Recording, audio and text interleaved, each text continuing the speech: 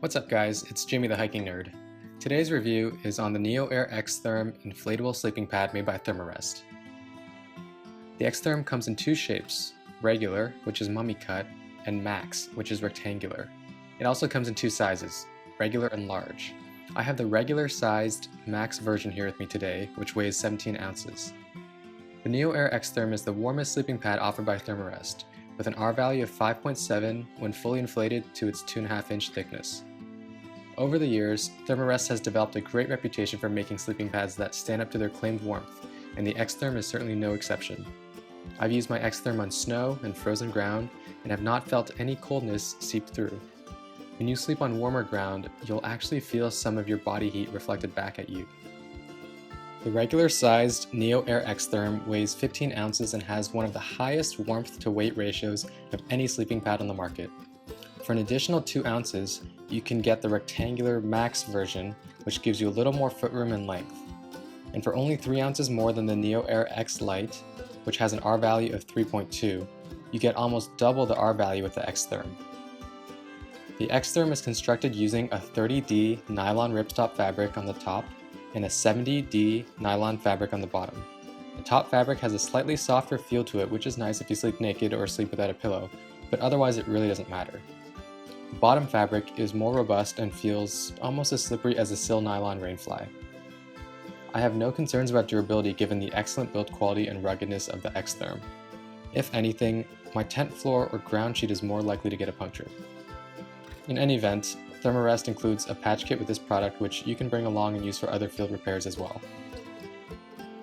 Also included in the package is a small 0.6 ounce stuff sack and a larger 1.8 ounce pump sack. The pump sack has a plastic gasket that fits over the valve so you can inflate the XTherm by pushing air into it instead of blowing into it.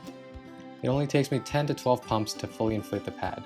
By mouth, it takes me 20 to 22 breaths to fully inflate the pad. The NeoAir XTherm has an MSRP of $200 for both the regular and max versions. It costs an additional $30 to upgrade to the large size. At this price point, the NeoAir XTherm is one of the most expensive pads that you can buy. However, you definitely get what you pay for. Inflatable pads are generally more expensive than their closed cell or open cell counterparts, but tend to be more comfortable and more compact.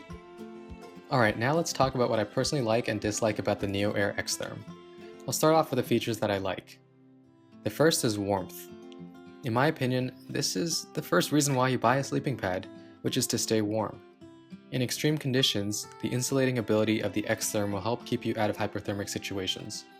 For more general use, being sufficiently warm is a huge contributor towards feeling comfortable. While it's possible to use a really warm sleeping bag with minimal ground insulation, I don't sleep well in that setup. What I find is that there's this coldness beneath me and then this extra warmth on top. One of the best nights of sleep I've had in the backcountry was at -5 degrees Fahrenheit with an XTherm, a quilt rated to 10 degrees Fahrenheit, and of course some clothing. The second is comfort. When I consider how uncomfortable some lightweight sleeping pads can be, the XTherm feels like a luxury item. At the expense of just a few more ounces of weight, I get a lot more insulation and 2.5 inches of pad thickness. With a high R value, I also have some wiggle room to deflate the pad to my desired softness without worrying about feeling cold from the reduced loft. Also, deflating the pad a bit helps to even out some irregularities on the ground. I once packed at my tent and I was shocked to find that I had slept on an empty beer bottle that was covered by leaves. All I felt that night was a little coldness where the pad was fully compressed by the bottle. Number 3, durability. I've put my XTherm through the ringer and it still looks pretty new. It's been everywhere. It's been on rock beaches, tree roots, forest stuff, snow, ice. You know, some people use extra ground sheets or even a closed cell foam pad as a precaution for their inflatable pad, but I don't see the need at all to do this for the XTherm. Number 4, packability. This pad is only a tad larger than some inflatables with half the R value and smaller than many others.